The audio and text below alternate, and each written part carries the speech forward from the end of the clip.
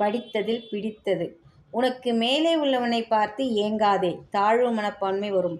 உனக்கு கீழே உள்ளவனை ஏளனமாய் பார்க்காதே, தலைகனம் வரும். உன்னை யாரோடும் ஒப்பிடாமல் நீ நீயாக இரு, தன்னம்பிக்கை வரும். உன்னை விட்டு விலகும் உறவிடம் வாதிடாதே, மௌனமாக இரு. உன் வலியையும் வேதனைகளையும் சொல்லி புரிய வைக்க முயற்சி செய்யாதே. ஒரு நாள், ஒரு வேளை அவர்கள் நம்மை சந்திக்கும் இடத்தில் ஏன் இவர்களை இழந்தோம் என்று நினைக்கும் அளவுக்கு வாழ்ந்து காட்டு. விட்டு கொடுப்பதும் மன்னிப்பதும் தான் வாழ்க்கை. ஆனால் வாழ்க்கையின் போராட்டமே யார் விட்டு கொடுப்பது, யார் மன்னிப்பது என்பதுதான். கைகள் போல் ஒரு நண்பன் இல்லை, கால்கள் போல் ஒரு சொந்தம் இல்லை, உழைப்பதைப் போல ஒரு இன்பம் இல்லை. இதை உணர்ந்தவன் வாழ்வில் கவலையே இல்லை. உன்னால் சாதிக்க இயலாத காரியம் என்று எதுவும் இருப்பதாக ஒருபோதும் நினைக்காதே. நான் எதையும் சாதிக்க வல்லவன் என்று சொல். நீ உறுதியுடன் இருந்தால் பாம்பின் விஷம் கூட சக்தியற்றது ஆகிவிடும். பலமே வாழ்வு, பலவீனமே மரணம். நிழலின் அருமை வெயிலிலே தெரியும், நட்பின் அருமை பிரிவிலே தெரியும், நல்ல உறவுகளின் அருமை முதுமையிலே தெரியும், கல்வியின் அருமை பணிபுரியும் போது தெரியும், ஆறுதலின் அருமை கவலையிலே தெரியும், உண்மையின் அருமை பொய்யிலே தெரியும், அன்பின் அருமை தனிமையிலே தெரியும். எத்தனை முறை நீ ஏமாற்றப்பட்டாலும் ஒருபோதும் அடுத்தவரை ஏமாற்ற கற்றுக்கொள்ளாதே. அவரவர் பலனை அவரவர் அனுபவிப்பர். நேர்மைக்கு என்றுமே மரணமில்லை. கவலையை விடு. மகனை படிக்க வைத்து பட்டம் பெற வைத்து வேலையும் வாங்கி கொடுத்து விடலாம் என்று மட்டும் நினை. அப்படி கொடுத்து விட்டால் அவன் சம்பளத்தில் சாப்பிடலாமே என்று மட்டும் ஒரு கணமும் நினைத்து விடாதே.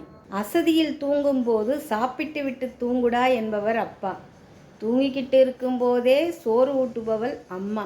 இந்த 2 ஜீவன்களையும் கடைசி காலத்தில் தயவு செய்து ஒரு படி சோற்றுக்காக அலைய விடாதீர்கள். பிரச்சனைகளை எதிர்கொள். பிரச்சனைகளை சந்திக்க வேண்டிய சூழ்நிலையே வரக்கூடாது என்று நினைத்தால் நீ நிற்கும் இடத்தில் இருந்து ஒரு அடி கூட உன்னால் முன்னேற முடியாது. வாழ்வில் நாம் சந்திக்கும் ஒவ்வொரு துன்பமும் நம்மை ஒரு படி மேலே ஏற்றிவிடவே வருகின்றன. சோர்ந்து போகாதே. கஷ்டங்களும் நிரந்தரமில்லை, கஷ்டப்படுத்தியவர்களும் நிரந்தரமில்லை. நிரந்தரமில்லாத உலகத்தில் காயங்களை நினைத்து கலங்காதே, இதுவும் கடந்து போகும். புயலே வந்தாலும் புல்வெளிகள் வளைந்து கொடுப்பதால் மீண்டும் தலை நிமிர்ந்து நிற்கின்றது. அதுபோல நாம் உயரும்போது சில விமர்சனங்கள் வரும். அதை பொருட்படுத்தாமல் இருந்தால் வெற்றியும் புகழும் நமக்கே சொந்தம். 1000 பேர் நம்மளை பற்றி 1000 விதமாக சொல்லும் போதும் தட் ஒன் பர்சன் விடு, உன்னை பற்றி எனக்கு தெரியும். அந்த ஒரு வார்த்தைக்கு முன்னாடி 1000 பேரோட வார்த்தையெல்லாம் ஒன்றுமே இல்லைங்க. ஒரு ஆணிற்கு உடல்நிலை சரியில்லாமல் போனால் அவன் மட்டுமே முடங்கி போவான்.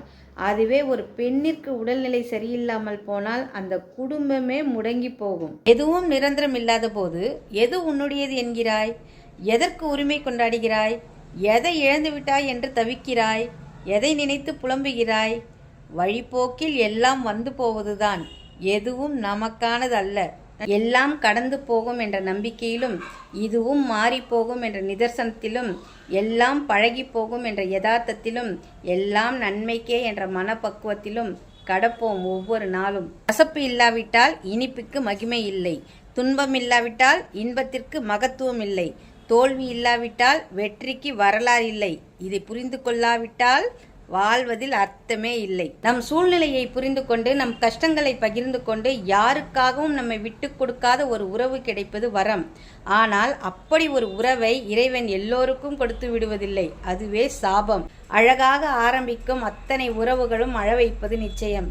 ஏதோ ஒரு இடத்தில் தொடங்கி எதிர்பாராத இடத்தில் முடியும் இந்த வாழ்க்கை. நினைத்தது அத்தனையும் கிடைத்து விடாது, கிடைத்தும் நிலைத்து இருக்காது. இந்த வாழ்க்கை பயணத்தில் நினைவுகள் மட்டும் மனதோடு வாழ்ந்து கொண்டே இருக்கும். பேசினால் வாயாடி, பேசாவிட்டால் உம்னா மூஞ்சி, அழுதால் நீலிக்கண்ணீர், அழாவிட்டால் நெஞ்செழுத்தக்காரி, துணிச்சலாய் இருந்தால் திமிர், துணிவில்லை என்றால் அப்பாவி, அமைதியாய் இருந்தால் ஜடம், கேள்வி கேட்டால் ஆணவம். இதுதான் பெண்ணின் நிலை. நன்றி.